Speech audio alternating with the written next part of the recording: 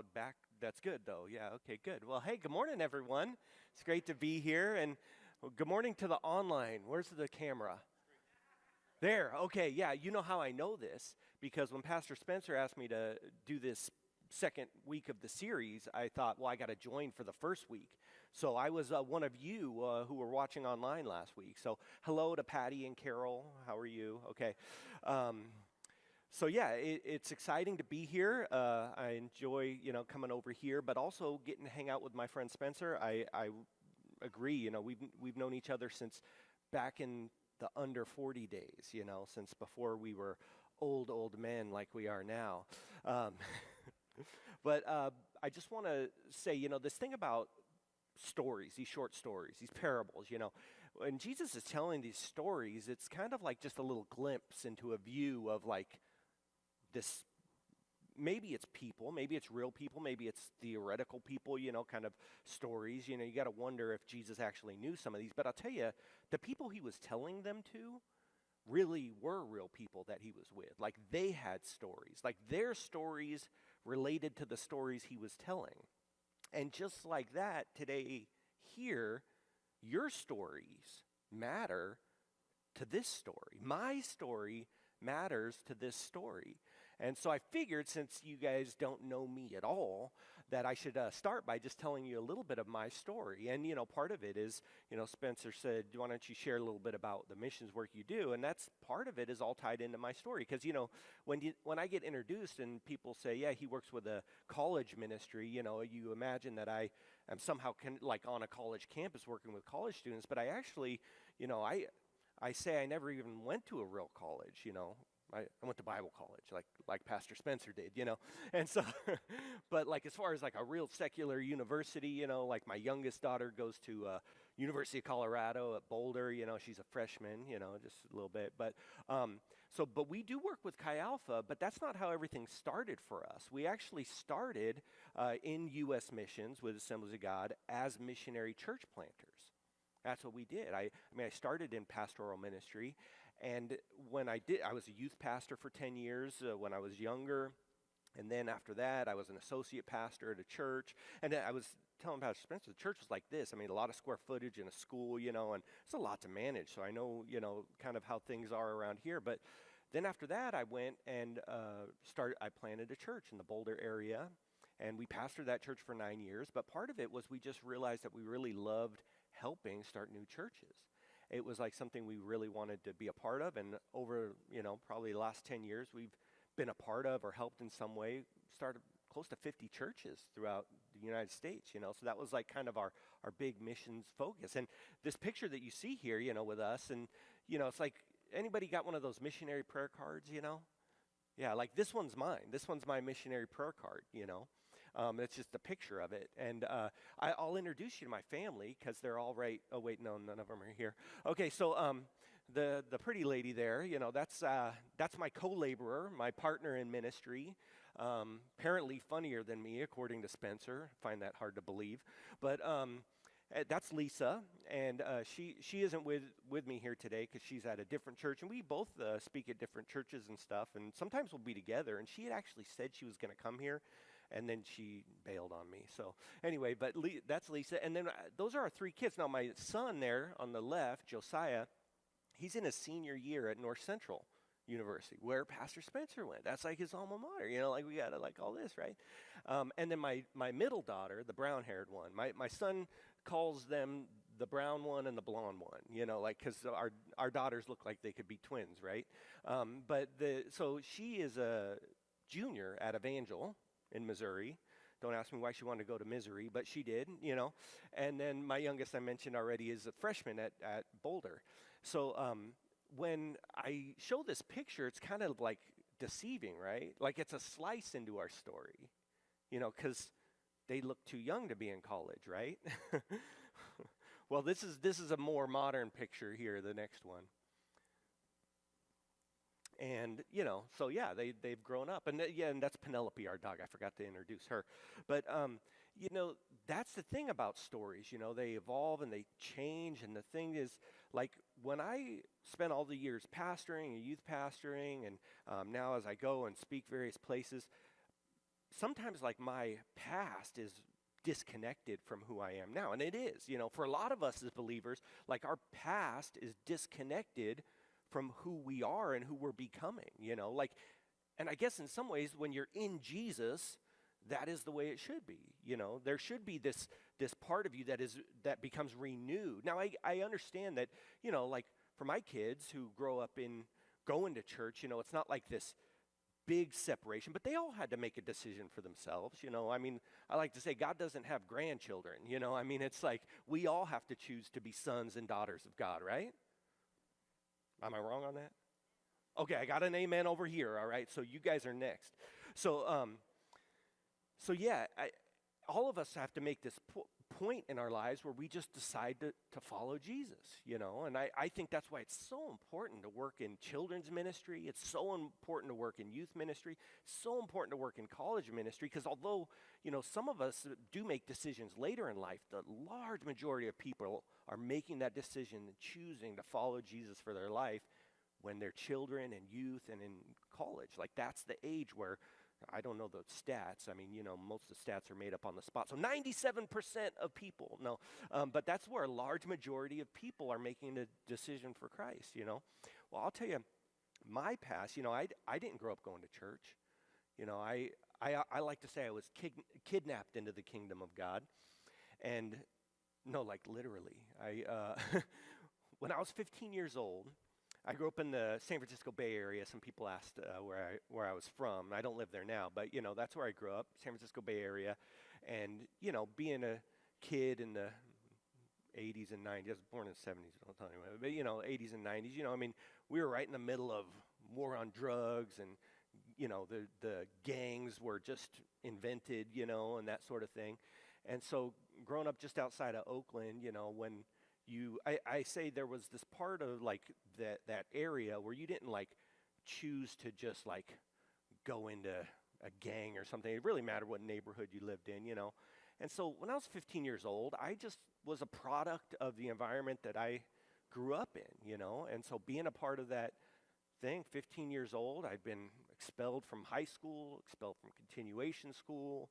I've been dealing drugs. I've, been part of a gang. I mean, all the things that you would think about, like in the televised version, I wasn't that, but I was sure trying to be. And so at that point, my parents, I was the only child. I actually am not anymore. I have a sister who's my kid's age.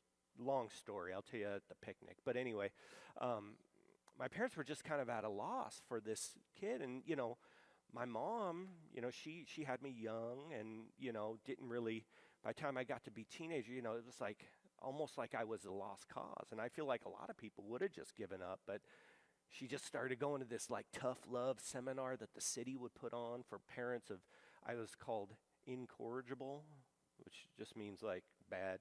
And so, I was, someone asked me, well, what did you get expelled for? And I was like, I think the official thing was gross insubordination.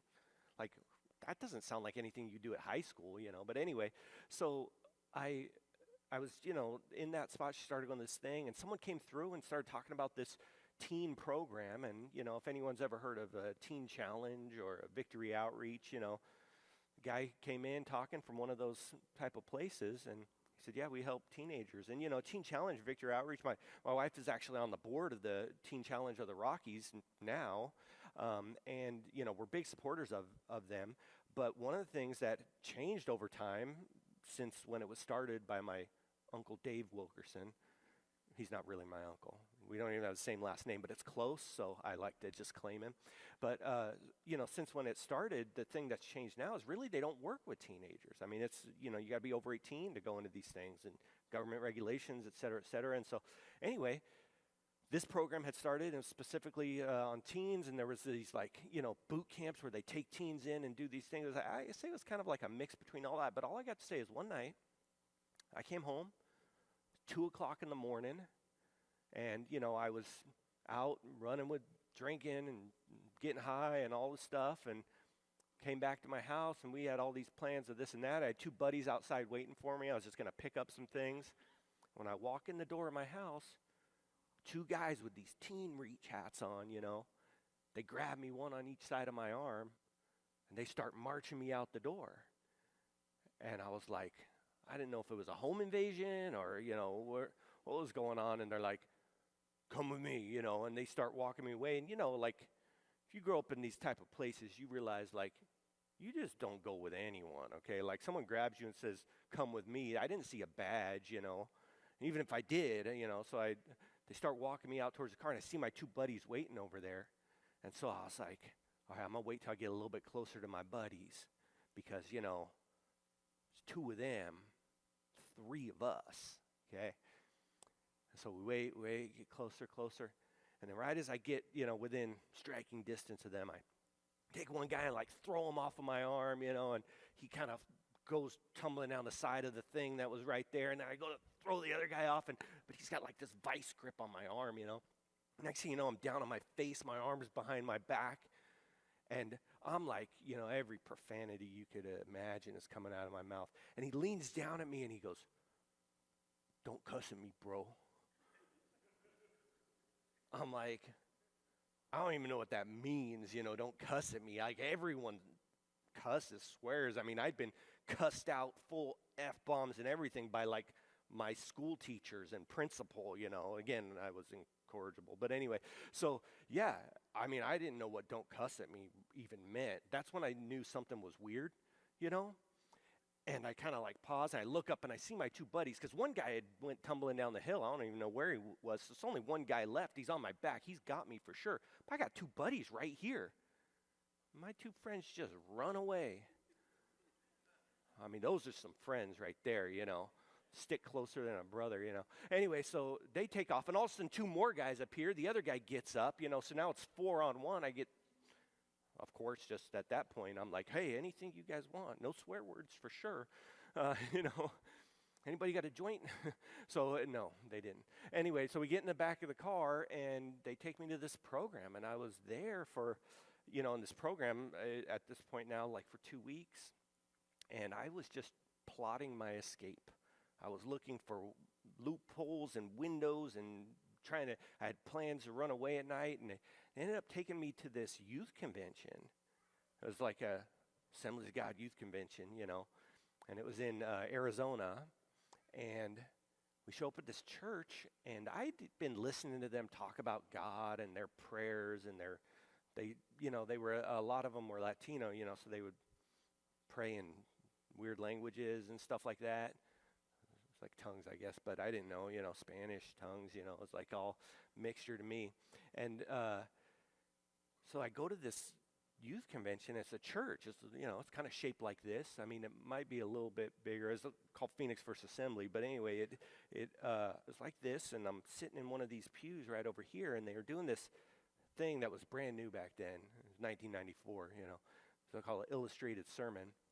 And so it's like a sermon, but with like these little illustrations and like things that would go on. And so as I'm sitting there, the guy he's a bald guy too, so I try and mimic that.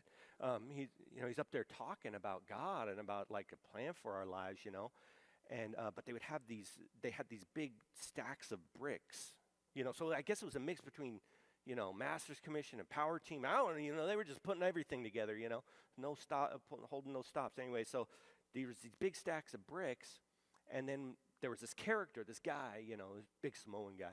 He would come out and he would like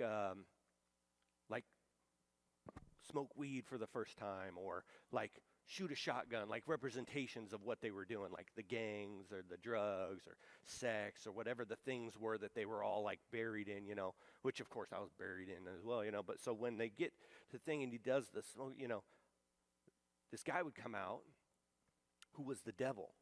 And I knew he was the devil because he looked like Ozzy Osbourne. And so he would come out and he would break this big stack of bricks, And when that stack of bricks would get broken, then, and the bricks represented his dreams, they'd get broken. And then he would go in the next thing with the shotgun, and then the devil would come out again, break another stack of bricks, And then the next thing, and by the end of the sermon, all the bricks were broken.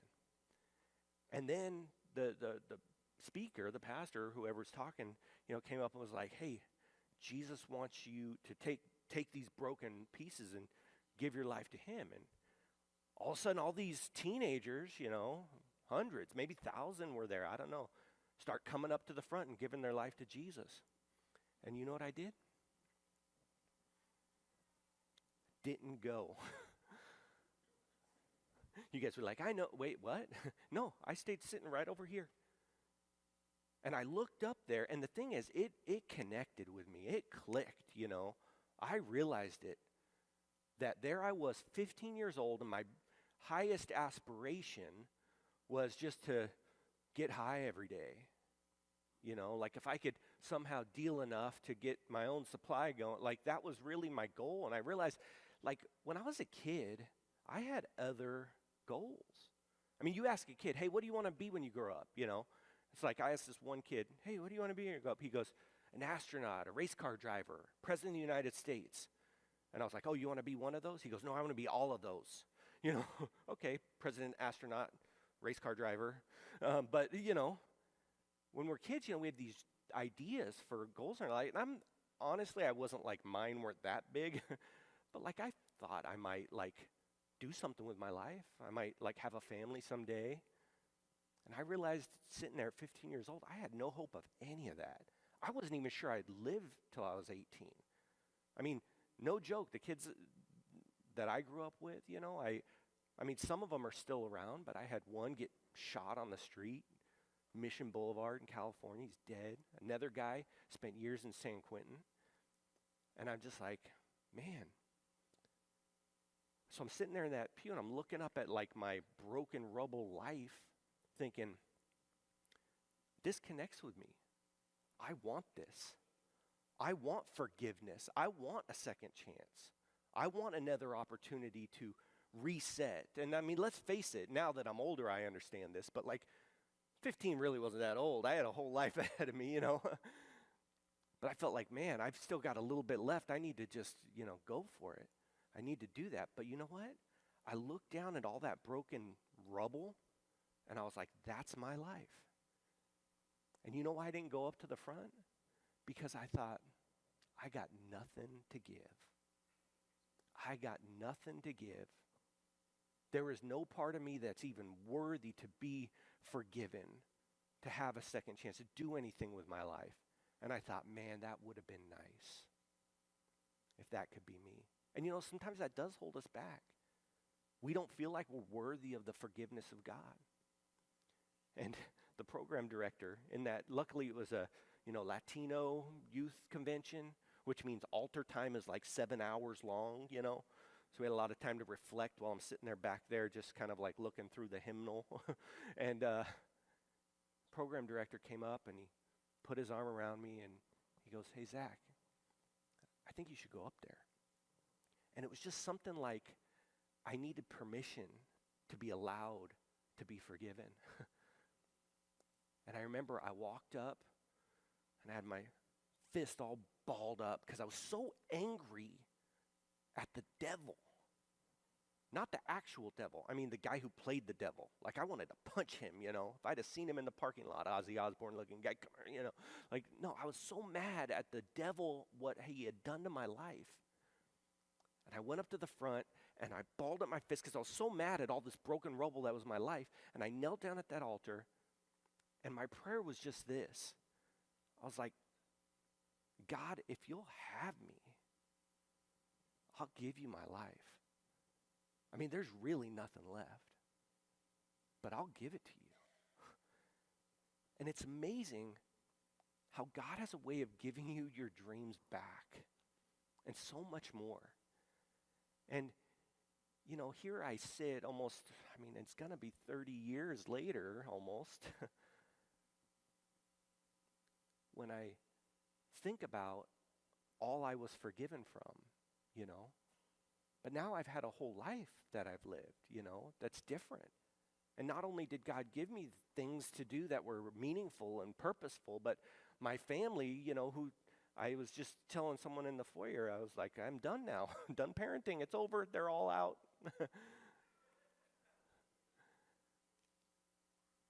So when we talk about what is our stories, they matter to who we are now, okay? We're going to talk about a parable, a story, and we're going to talk about the story behind the story. But I do want to take a minute just because as a U.S. missionary, what do you do with Chi Alpha? I'll just tell you briefly because I want you to know. So this is the mission statement of Chi Alpha, okay? Reconciling students to Christ, equipping them to transform the university, the marketplace, and the world. So if you've ever heard of Chi Alpha, that's what they do. There's Chi Alphas at campuses all across the United States. And we have been connected with Chi Alpha, or a part of the national staff now for 2 years, connected for maybe 10 years or so. But how we got connected was we were doing church planting. And there was these Chi Alpha graduates who we realized, were coming out of campuses, and over 60 or 70% of people who were in Chi Alpha come to faith in Chi Alpha, okay? And of those people who are coming out of Chi Alpha, they are right now the largest source of Assemblies of God world missionaries. Chi Alpha is sending more people to the mission field than our Bible colleges, okay?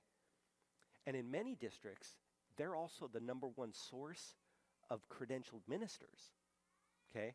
So Chi Alpha on secular campuses, who over 60% are coming to faith in that ministry while they're in college, it's just 4 years, by the way, are coming out and becoming the number one sender of world missionaries and of ministers, pastors, okay? It's less than 3% of Chi Alpha's graduates.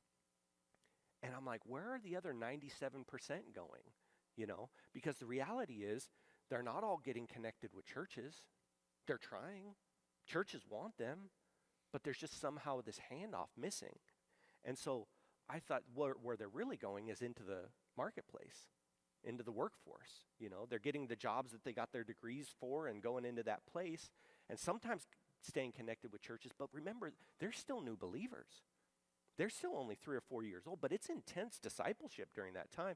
And so I just said, how are they getting connected? How can I get connected with the person who does that, who helps manage that handoff for all of these Chi Alpha graduates who we're talking, something like 20,000 Chi Alpha students, 97% of them going in. So, what is that, 19? I don't know math. Anyway, a lot of them coming out. How are they getting connected? Who's the person who connects them? Because I'm a work in church planting. I want to help manage that handoff. And they said, well, we don't have anyone who does that. And it was one of those moments where I was like, you need someone to do that so bad that I'm willing to just say, I'll do it. And so as of, about 2 years now, my wife and I have been the marketplace as mission specialist for Chi Alpha, which basically is taking the 97% of students who don't go into the mission field or pastoral ministry and saying, how can we connect them with local churches and church plants and help them be connected to the kingdom of God? And so our vision for them is to train, equip, resource, and send Chi Alpha graduates and alumni as missionaries to the marketplace in the U.S. And a lot of people have told me, well, what does that mean to be a missionary to the marketplace? It sounds an awful lot just like being a Christian. And I'm like, yes, true. We just want to help them do that, So I'm talking about, if you think about all these students, there's over 5,000 graduating per year, okay? And let's just say half of them going to the marketplace, truly living on mission, as missionaries to their marketplace, whether that be in tech or whether that be in the medical field or teaching. If they went in as missionaries, what I'm talking about is a new category of missionary who are equally called, strategically trained, and highly accountable. And here's the kicker. They do not require a funding source. Think about that. We're talking about over 2,000 new missionaries to the marketplace, and that's in a year. That's every year. And none of them require a funding source. The irony is that I still do as a missionary. So thank you guys for supporting missions in your local church, because it's churches like you guys who help us do what we do, who can help them do what they do. So that is just a glimpse into what we do as missionaries. Now, let's get into the rest of the story today, okay? So we're looking at a parable, and the passage that we're going to look at is in Matthew 18. Does Matthew 18 sound familiar to anyone? I'll tell you why it sounds familiar to me, at least, is because it's what you're supposed to look at when you got a problem with someone. Like, if someone offends you in some way, which I know never happens in church, but let's just say they do, okay? Imagine. You're supposed to do what Matthew 18 says, right? I mean, I've even said that to people. I've had people say that to me. Well, don't forget, do Matthew 18. Okay, well, unfortunately, we're not preaching that part of Matthew 18. It's like a whole chapter, so there's parts. That part is saying, well, if someone offends you, you need to go to them personally. And if they don't listen, then you bring someone from the church with you and you go to them collectively. And if that doesn't work, then you bring them before the whole church. And if that really doesn't work, then they're out, okay? Like that's Matthew 18. It's like this process for resolving issues among people in the church, is that you're going to basically just go to them privately. So if you've ever had someone offend you and you went privately to like your gossip group, you missed it a little bit. Okay, Matthew 18 is like you got to go to them directly. Okay, so now, here's the thing. It is important to know that, though, because what we're going to be looking at today is Matthew 18:21. This is the part that is right after that part, okay? So, and that is key because Jesus is like, hey, if someone offends you, you need to go to them privately. You need to then, if that doesn't work, you bring someone else. And then if that doesn't work, right, he's given them the method. So now Peter comes to Jesus and he says, well, Lord, how many times shall I forgive my brother? Because, there's basically this 3-step process of forgiving. And if they don't do it, then they're out, kind of, so to speak. But Peter's kind of thinking about it, and it's like, well, what if I go to them and they say, oh, yeah, no problem, I'm sorry. I didn't realize I was offending you. Or I did. I was just a jerk. I'm sorry. Like whatever reason they do. And Peter now is thinking, okay, I forgive them. Well, wait a minute. How many times do I got to forgive them? Has anyone ever forgiven someone more than once? No. One's my limit.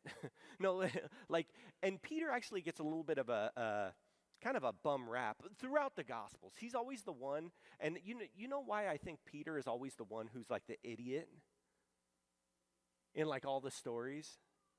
I mean, he's got good moments too. Obviously, he turned out well, but so many of the stories, Peter's the idiot. You know why I think? This is my theory. Don't quote me on this. Okay, don't record this. No, I'm just kidding. You know why? I think it's because the Gospels were written by Matthew, Mark, Luke, and John. I mean, so they're like, someone's got to be the idiot. Peter, so there it is. There's Peter. Now, let me just say, in defense of Peter, when he goes to them and he says, how many times do I got to forgive my brother? Like 7 times? Like, that's not being like stingy with forgiveness. Peter's not like unwilling to forgive people. In fact, Jewish custom, you know how many times you were supposed to forgive someone? 3 times. It was like a 3-time limit, okay? Peter's more than doubling that, okay? And 7 times feels like a good round number. You ever, done that where you just kind of like, I want a good, well, 7 is like this biblical number of like completion and like it's like a good number. 7 times. Yeah, 7 times. What do you say, Jesus? What's the limit? Which of course Peter is kind of the idiot because he's like even asking, like he misses the point here, What is it, like 7 times? Well then, when Peter asks, you know what Jesus' reply is to him? He says, Jesus answered, I tell you, not 7 times, but 77 times. Or, depending on which Bible you're reading out of, it's hard translating things, especially when the language is like not around anymore and Bible's written in this Aramaic. Anyway, it's translated 2 different ways, okay? And honestly, I don't know which is the right one, but it's either translated 77 times or 70 times 7 times, which is a big difference, 77 versus 490, but I'll tell you something, I'm not even sure that's the point. If you put a gun to my head, though, I say it's 490, based on some other things. But anyway, the point isn't that it's 77 or 490, because the reality is, who's keeping track of forgiving someone that many times? Whether it's 77 or 70 times 7, what Jesus is saying is, whatever number you think is a lot, 7, like multiply that by 70, okay? Like that's the kind of thing I'm talking about. If you want a number, I mean, what Jesus is essentially saying is there is no limit, right? I mean, I guess there technically is, depending on which number you choose. And if you really want to keep track and you get there, listen to the rest of the story, okay? So, I said all these stories have like little stories inside the stories, and that the stories of the people in the stories matter, like Peter. Peter's this, kind of brash, outspoken one. He's always like the one who's going to ask the dumb question, which always makes me think, there's these 12 disciples, right? Are they all getting around, like going, and they're like, Peter, go ask him. Is that part of this? But Peter's that guy who's like asking the questions. But there's someone else in this story. Do you guys see who it is? Okay. Look for this other character. I'll come back to it. So what Jesus says, he says, I tell you not 7 times, but 70 times 7. And he goes, well, wait a minute. Actually, let me tell you a story. And that's where the parable starts. So now we're in Matthew 18:23. He says, therefore the kingdom of heaven is like a king who wanted to settle accounts with his servants. And he began the settlement. Some translations call that, instead of he began the settlement, it says he began the reckoning. So much better of a word. I like that better. Okay. So he begins the reckoning. A man who owed him 10,000 bags of gold was brought to him, and since he was not able to pay, the master ordered that he and his wife and his children and all that he had be sold to repay the debt. Okay, so there's some layers here to this part of the story in this parable, and you got to start out with this, all right? First of all, this is a king. Now, I want to say, this is a parable, it's a story, we don't have any real names. We don't know if Jesus is making allusions to, Roman Caesar at this time. We don't know if he's making allusions to King Herod. Herod was the king of the time. We don't know who he's kind of alluding to in the story here. But also, it doesn't necessarily have to be real people. He's just like, hey, let me tell you a story. This is what the kingdom of heaven is like. And he says, this king wants to settle his accounts. And so he gets to this reckoning, this settlement, and he starts here. That's another thing, is that he's starting with this guy. And I think it's key to understand that he's starting here. Now, the translation, the way it translates it, it says the man owed him 10,000 bags of gold. Okay, so there's another character in this story, is this man, right? And I'm trying to think, this doesn't really, how much is 10,000 bags of gold? Anybody got 10,000 bags of gold? Anybody got a bag of gold? 1 bag of gold? Half a bag? Quarter bag? Anybody got a gold coin? Okay, so I don't know exactly how much this is, but I'll tell you the translation here again is just giving us this idea of a bag of gold.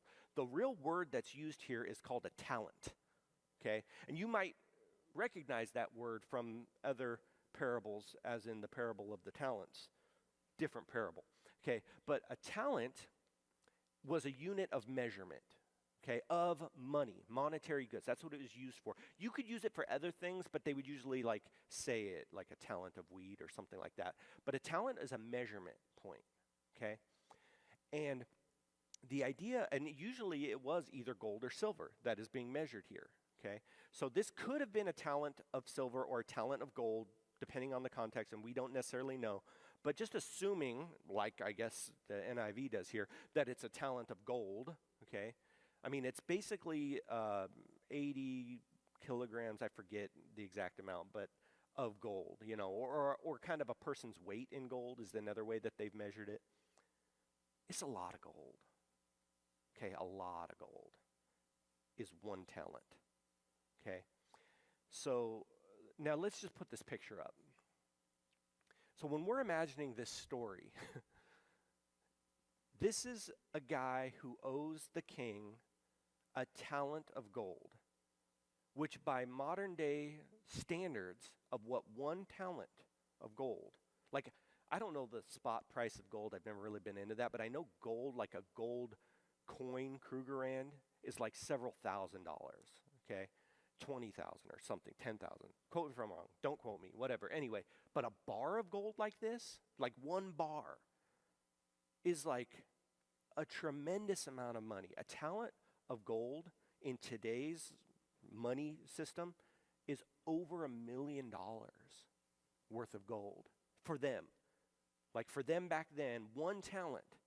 So even when in the parable of the talents, when he gives 1 10 and 1 5 and 1 talent, it's like, oh, a chintzy 1 talent. No, it was like over $1 million worth of gold, is just 1 talent.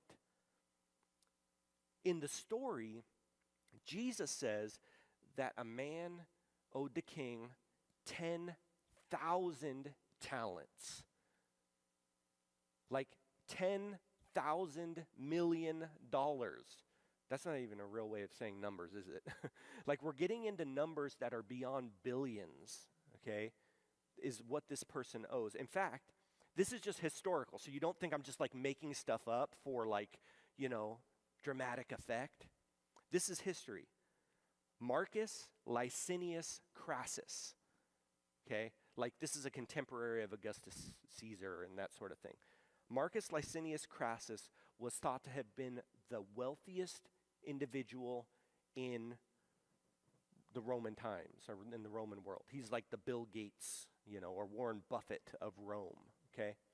When he died, he was said to have 7,100 talents to his name, okay?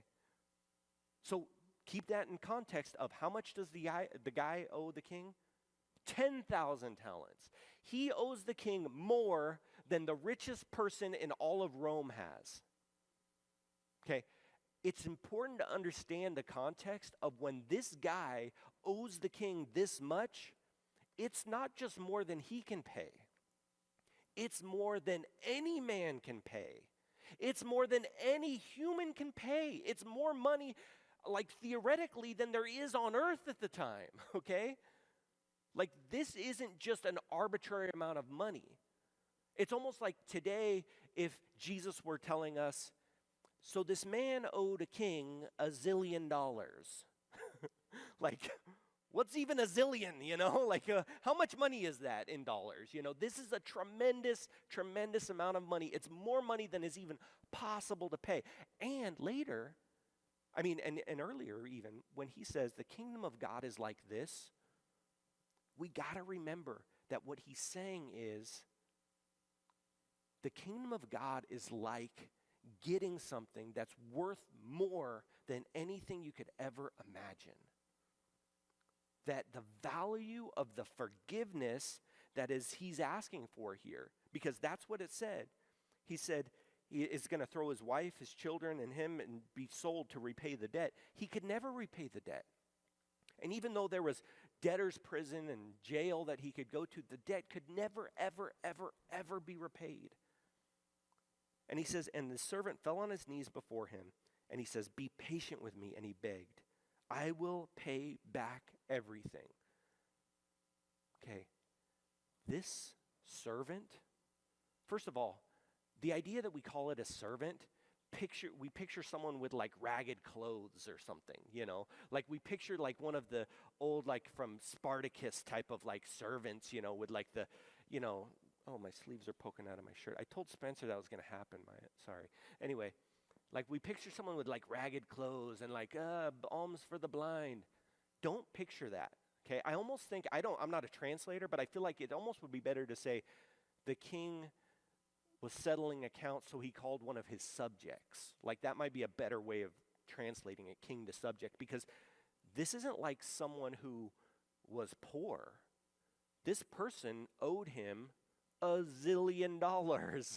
Okay, so this is like potentially like one of the wealthiest subjects in the king, and he started his accounts here. So don't picture some like ragged beggar. When we say servant, that's kind of, I think, at least the image that comes to our mind. That's not this. This isn't like, some homeless person asking for food, anything helps type of sign. That's not this. This is one of the wealthiest people in that time who owes the king or the government more than could ever be paid. But this is a wealthy person. And his wife, his family, he was obviously had some means. He had a wife, family, we're all going to be thrown into jail till it could be paid back. And guess what? it could never be paid back. It was impossible sum of money to pay back. Which actually begs the question, how did he come to owe this much money? I mean, I don't know about you, but I think about weird stuff like that. How does, like, especially in my mind when I was picturing the hobo, traveling the trains, like servant, I don't know what I was picturing, but I was picturing a very poor person. Imagine that person owing a sum of money that's more than, like, how does he come to owe that much money? Which makes me think, as he's throwing himself down, begging for forgiveness, it makes me think, who's the other character in this story? Well, the other character in this story, did you guys catch it yet? Do you know who it is? Anyone? It's Matthew. Wait, Matthew's not in this story. Well, yeah, actually, he is in this story. You know why? Because he's the one writing the story, and the writer of the story matters, especially here. Because why? Do you know what Matthew is? Oh, he's one of the 12 disciples. Yeah, but you know what his backstory is? Do you know what his story before the story is? Matthew was called Levi, and he was a tax collector. That was his job. And if you picture some nerdy IRS agent, like, of course, no one likes the IRS. Sorry if you're one. But, like, no one likes them to begin with. But you got to remember, this is like 20,000 times worse to be a tax collector in this day. Because the tax collectors would bid on collecting the taxes with the government, and then they would go out and just tax people arbitrarily. And someone would go through a bridge, and they'd be like, you got to pay a toll tax. And didn't matter if they had any money. They would be like, you got to pay, $1,000, like more than they had on them. And you had to pay it right then. And if they didn't, guess what? Okay, now you owe me $1,000, and I'm charging you 30% interest. They would just do that on the spot. In fact, to be a tax collector to the Jews, because this is like some Roman person who's collecting the taxes, Caesar, they would pick Jewish people and say, you're now the tax collector there, and you would bid on it. You would basically buy the tax debt of this area, and then you could go and charge whatever you want. And you had Roman soldiers to back you up, and you could basically choke people, throw them in prison. You could do whatever to collect whatever arbitrary amount you picked. In fact, these tax collectors were so despised that if you were a Jew and became a tax collector, it was equated with being like a murderer. Like, we're saying that, so when Jesus starts hanging out with tax collectors, prostitutes, sinners, these are the lowest of the low, because someone wouldn't just become a tax collector. Paul, the apostle, who says he's the chief of sinners, never collected tax. He wasn't even that low. If you were an actual tax collector, you would be thrown out of the synagogue, you would be ostracized, you would be a part. And the ironic thing is, Levi means joined. I mean, Levi is named for the priesthood, the law, the rule. Like, he is part of that. And he chose to be a tax collector, and he's out. And so when Jesus calls Levi and says, follow me, of all the accounts of the people, he just leaves everything and joins Jesus. And Jesus then changes his name from Levi to Matthew. You know what Matthew means? Gift from God. He changes who he is, and he says, now you come follow me.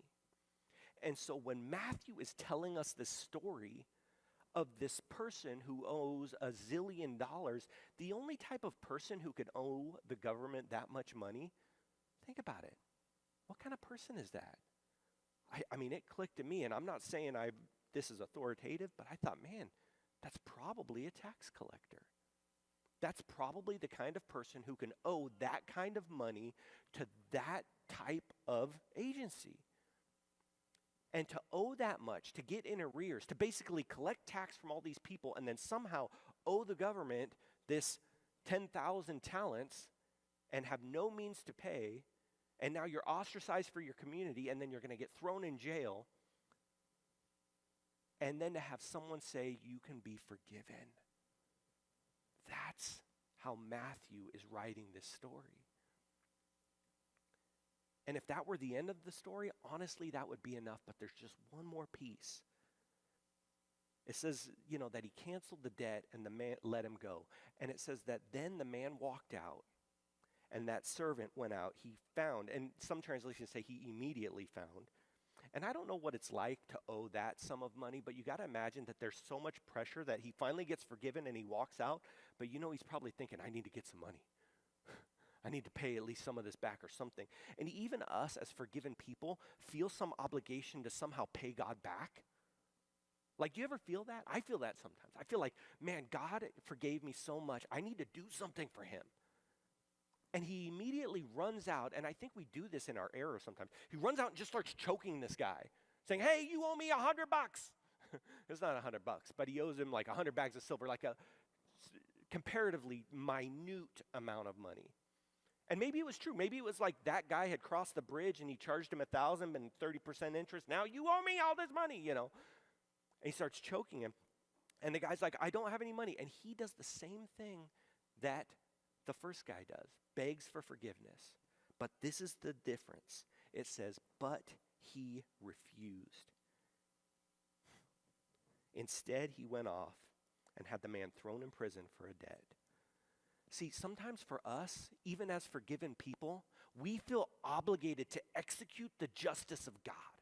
We feel obligated to demand of people this thing that we couldn't even ourselves give.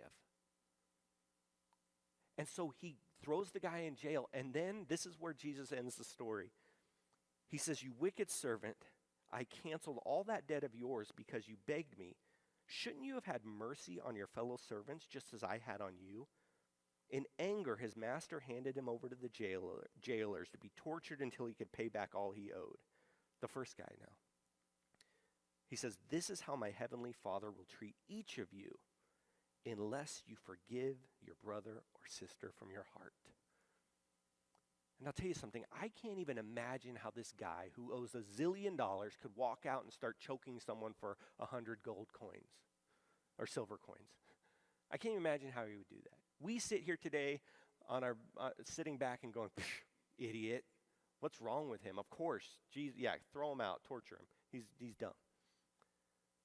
But I also realize that now for me, after 28 years since I sat there with my fist balled up, knowing I had nothing to give, and yet being forgiven, I do wonder, though, if all those years later I forget just how much I was forgiven. And somehow, in my self-righteousness, I don't occasionally look at other people and be like, they deserve it. See, we talk about the free gift of salvation that God gives. And that's true. We did nothing to earn it. But I suppose it might be not quite accurate to say that it's free. I think that forgiveness for us does come at a cost, or at least that's what Jesus is saying here. He's saying to you and me, and listen to this, the price of your forgiveness is forgiveness. Wow. If we want to be forgiven, then our job and our mandate is to be that representation of forgiveness to others. And that's hard because we don't always want to forgive. We don't always want to carry forward the forgiveness that we've been received. And so I just want to remind us today that the price of forgiveness is forgiveness. And as forgiven people, it's not our mandate to go carry out the justice of God. In fact, it's the opposite. Our mandate is to spread that forgiveness in every direction and every way we go. That's our mandate. So I would just ask for us, let the forgiveness we've received in tremendous amounts even be given in a portion to the people that we encounter. I'm going to ask Pastor Spencer to come up.